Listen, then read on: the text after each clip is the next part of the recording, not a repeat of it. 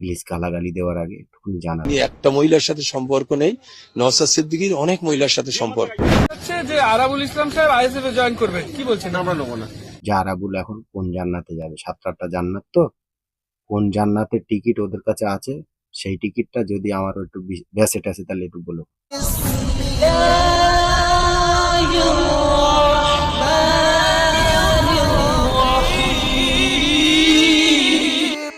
আপনাদের স্ক্রিনে এই ফটোটা দেখেন, চেনেন তো ভাঙড়ের আরাবুল?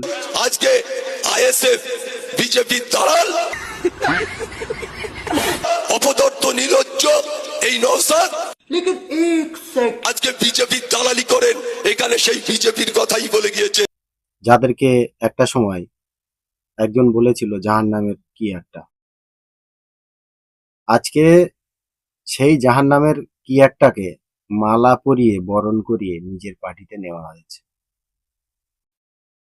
কিন্তু বিগত দিনে নওশাদ সিদ্দিকীকে যখন জিজ্ঞেস করা হয়েছিল যে আরাবুল আপনার পার্টিতে আসতে খবর চায়, পাওয়া যাচ্ছে যে আরাবুল ইসলাম সাহেব আইএসএফ এ জয়েন করবে, কি বলছেন? আমরা নেবো না, একদম নেবো না, বলে দিলাম। কিন্তু এখন আরাবুল জান্নাতি হয়ে গেল কিভাবে?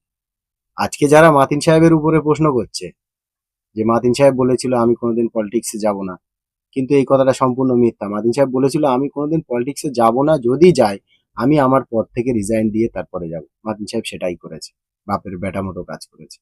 কিন্তু আজকে এইগুলো কি করছে, যারা করছে তারা কে? একটা মিটিং করতে দেবো না ওকে, ও নওশাদ সিদ্দিকীকে আগে ওকে জাঙ্গি করা, সেখান থেকে জিতে আসতে হবে, তারপর ভাঙড়ে মিটিং। আমি আজকালের মধ্যে ভাঙড়ে ঢুকবো, সাথে আমার যত কর্মী আছে আমি সব দলে দলে সব আইএসএফ এর জান্নাত ধরাবো।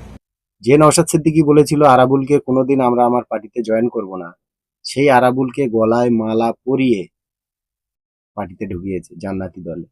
তাহলে কি এখন আরাবুল জান্নাতি হয়ে গেছে? প্লিজ গালাগালি দেওয়ার আগে একটুখানি জানাবেন। একটা মহিলার সাথে সম্পর্ক নেই, নওশাদ সিদ্দিকীর অনেক মহিলার সাথে সম্পর্ক। যে আরাবুল এখন কোন জান্নাতে যাবে, 7-8টা জান্নাত তো, কোন জান্নাতের টিকিট ওদের কাছে আছে, সেই টিকিটটা যদি আমার একটু ব্যাসেট আছে তাহলে একটু বলো। আমার একটা লোক, বিগত দিনে অনেক পাপ আছে আমার, হয়তো না আল্লাহ জান্নাতে নাও দিতে পারে, যদি এর কাছে টিকিট টিকিটলে জান্নাতে যেতে পারি। মানে ভোট দেবো আমি, রাস্তা করবে টিএমসি, আর জান্নাতে যাবে এরা সব। মানে এদের কনসেপ্টটা আপনারা দেখলেন তো, সেই বিজেপির ওয়াশিং মেশিন মতো।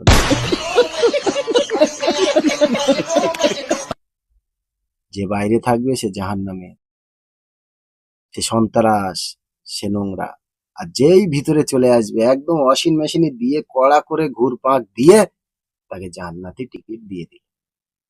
কনসেপ্ট তাদেরও একই, এদেরও একই, আলাদা কিছু নেই। তারপরেও যারা আমাকে গালাগালি করছো, তোমরা নিজেদের দিকে একটুখানি নিজেরা চেয়ে দেখো।